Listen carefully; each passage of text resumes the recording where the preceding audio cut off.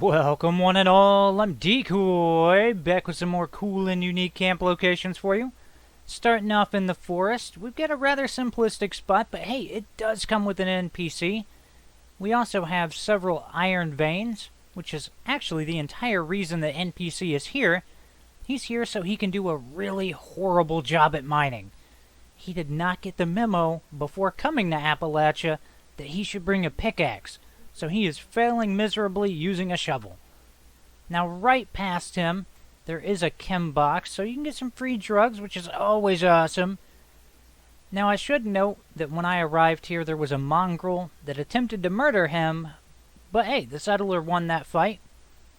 There's also a shotgun right there, and to be fair, it's not like the dog was running around with the shotgun. There was a skeleton there, but for whatever reason, it just slid slowly down the hill, and I have no idea what happened to it. As for its location, you're pretty darn close to Vault 76, meaning anybody that's wanting to travel and buy stuff from you can just go to the vault and get a free fast travel, which puts you in kind of some prime vendor territory.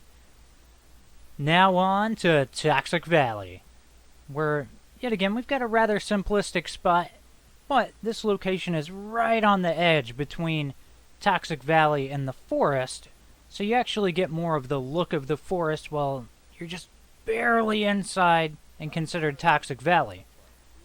Now, we do have the forager hanging out here, and we have one of the giant wood piles that you can put an extractor at. Now, beyond that, not a whole lot to say about this spot, but just up the road, you can kind of see the balloons off in the distance from the lemonade vendor. That is a random spawn just down the road from you. So if you are camping here, I'm fairly certain you're not going to break that random spawn. So there's no telling what kind of neighbors you're going to have from time to time. Also, it's putting you way on the bottom of Ataxic Valley. Definitely helpful. Short walk from the train station. Now to the ash heap, where yet again we're kind of more on the outskirts of the ash heap.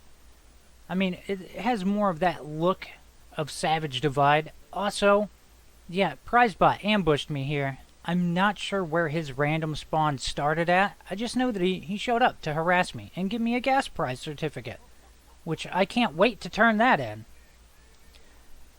Now, aside from another horrible miner here, you've got some iron veins, and, well, actually, you've got 2 iron veins and 3 copper veins that I could see. You also have the little food pail, or lunchbox, whatever you want to call it. So you get some free food, you got an NPC, and you've got 5 different ore veins. Well, I guess they're not all different, but hey, you got 5 ore veins. Don't get picky. As for its location, you are way down towards the bottom of the map, but hey, at least you're not deep in the middle of the ash heap where you got to worry about lung disease and all that kind of stuff. Now, let's head to the Savage Divide. Now, this spot, I don't think a whole lot of people are going to want to camp here. Mostly because when I showed up, there was a wolf pack running around here, and they are not friendly, but I murdered them. They had it coming, alright? They wanted to eat my legs, and nobody eats my legs but me. So we got wood pile, we got plate, there's a beer bottle on the ground. You do get a free cooking station, which is pretty darn cool. I know, not the most spectacular thing, but hey, it's something for free, and you can't really complain about that. Well, I guess you could. Now, as for the unique part of the whole camp, aside from the little spot over there, this is more of like a hunter's truck. You've got a couple dead rad stags, a hunting rifle. You do get a container in the form of a toolbox, and then up in like the driver's seat, you've got some ammo for the hunting rifle. Again, not super spectacular with all the friggin' wolves having to ruin the fun. Otherwise, I could see this being a decent spot, but darn enemies gotta just ruin all the fun. Now, as for its location, again, it's probably not going to be super sought after, because it is pushing you further up into the top quarter, or top third almost, of Savage Divide. I know. people just aren't going to be that excited about it. But it's there. Now to the mire, to a spot that many of you are going to be familiar with, and some of you might not have realized that you could actually camp here. Now, many of you have probably came across this while doing missions for Commander Headache, the astronaut. I'm not sure if you're aware, but she has a headache, and she has to tell you about it. Now, there is a crash piece of the space station over here, and you can throw your camp down. And it is constantly burning, has some smoke coming off of it. So you've got some free effects that are a constant here. Now, there is one container that I could find in the location, and you gotta hop inside the piece of the station, and you get a first aid kit. So hey, free aid. Awesome. Again, I don't know how many people are going to want to camp here, but if you're going for more of a space-themed build, I mean, it couldn't hurt. You got a piece of a space station. As for its location, it does put you way up in the mire. We're actually not super far away from the spot we were in Savage Divide. But overall, still pretty darn cool that you can camp at a piece of the station.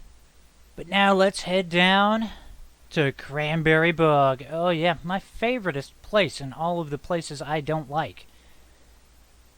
But as for this spot, we do get a NPC spawn in the form of the Raider Punk this time, which is kind of cool.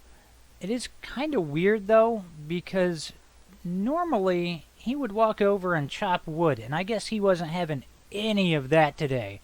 I ain't chopping no wood. Who you think I am?